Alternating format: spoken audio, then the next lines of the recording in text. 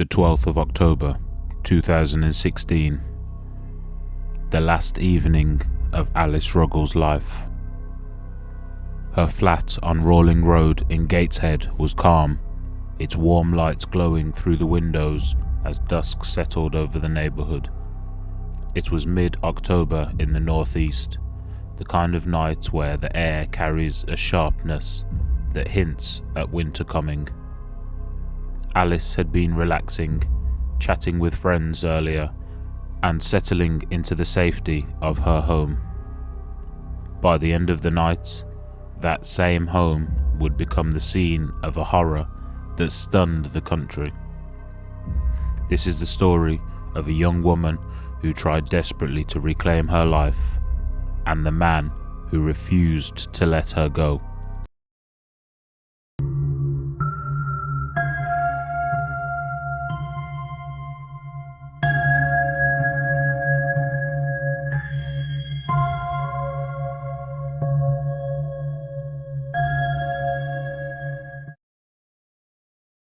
Who was Alice Ruggles? Alice Ruggles was 24 years old, bright, warm, and strikingly charismatic. She had a way of filling the room with ease, the kind of person whose laugh travelled and whose kindness left an impression on anyone who crossed her path. After growing up in Leicestershire, she'd moved to Newcastle for university and then stayed after graduation, building a life that she genuinely loved. She lived with her best friend Maxine in a top-floor flat. She worked for Sky, and she surrounded herself with people who adored her. There was nothing dramatic, nothing chaotic, nothing foreboding about her life. Then, in early 2015, she met someone. His name was Treman Harry Dillon, a young soldier, disciplined, seemingly charming, and full of confidence.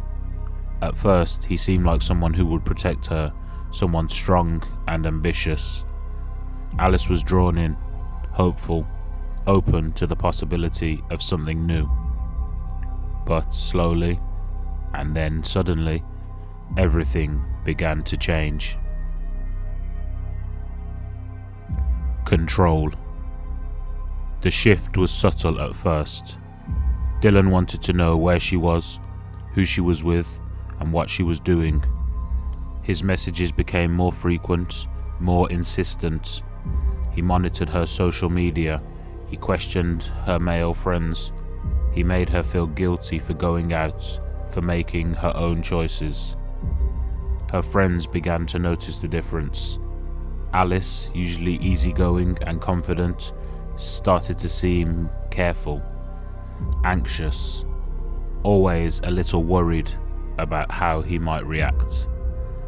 But then it escalated. The relationship wasn't romantic anymore. It wasn't even a relationship. It was control, pressure, and fear. Alice eventually reached her breaking point. By the autumn of 2016, she made the decision that should have been the end of it. She ended things with Dylan and told him firmly, clearly, and repeatedly to leave her alone. But ending the relationship didn't end his obsession. It only transformed it. The stalking begins. The moment Alice pulled away, Dylan pulled tighter. Messages flooded in, some desperate, some accusing, some manipulative. He asked for another chance, then accused her of betrayal, then pretended he simply wanted to talk. When she blocked one method of communication, he simply tried another. She stopped responding. He ignored that. Then came something far more frightening. One night in September, Alice found flowers and chocolates left at her door. She hadn't invited him, and she hadn't told him where she'd be. He hadn't even knocked. He'd just climbed over into the back of the building to leave them right outside her window. Alice felt something that she couldn't shake, the sickening sensation of a boundary crossed. He had been on her property. He had been close enough to reach her window, close enough to watch her from the darkness. Alice reported him. Police officers warned him to stay away, but he didn't. The final days. Only days after being told by police to stop, Dylan went back to her home again, this time leaving a handwritten note at the back of the flat. Alice discovered it and immediately felt the rising panic that anyone would feel knowing someone had crept into the private corners of their home. She confided in her friends and contacted the police again. She was scared and had every right to be. Meanwhile, Dylan was spiraling. His fixation increased. His behavior became more intense and more determined. He drove long distances with no explanation. He tried to monitor her online. He made no attempt to hide his obsession. Alice spent the next few weeks trying to move on with her life. She was going back to work, spending time with friends, trying to get back to normality. But behind the routine, a constant dread crept in. She told people she didn't feel safe. She checked the locks more than once. She kept her phone close. However, the truth was unavoidable. She had become the target of a man who refused to let her have her freedom, and the situation kept escalating. The night. On the 12th of October 2016, Dylan left his army barracks and drove south.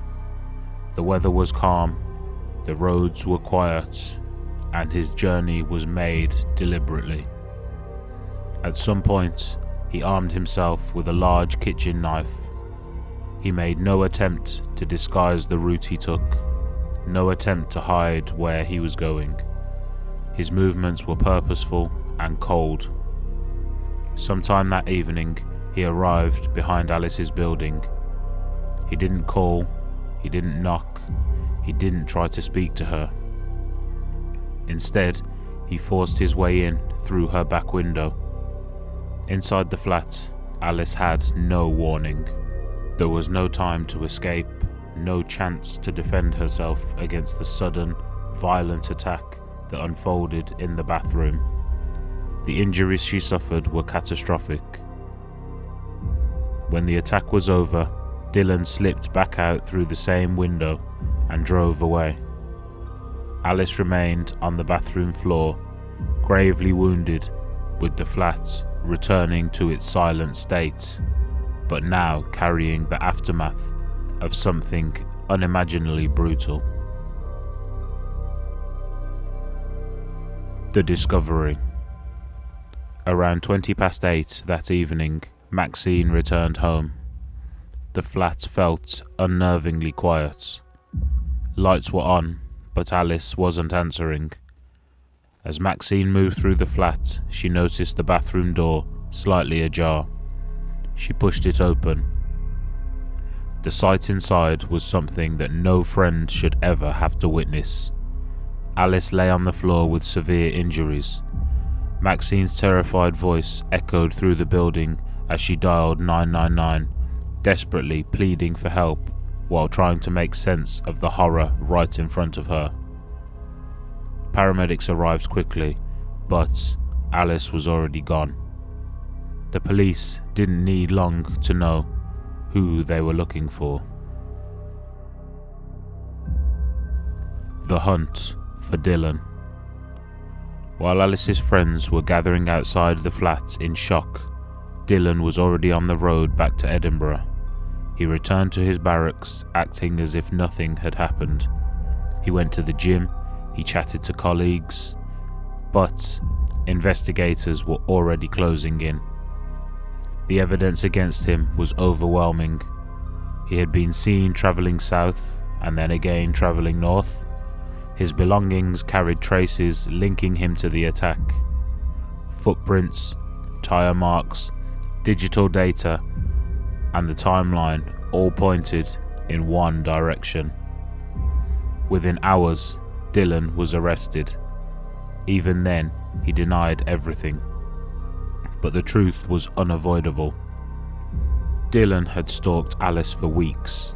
He had ignored every boundary she set, every warning she had given him. And when he realized he could not control her any longer, he chose to silence her forever. Justice.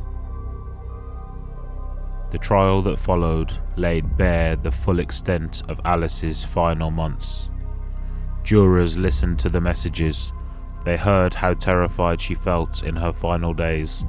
They saw how Dylan's obsession escalated step by step towards violence.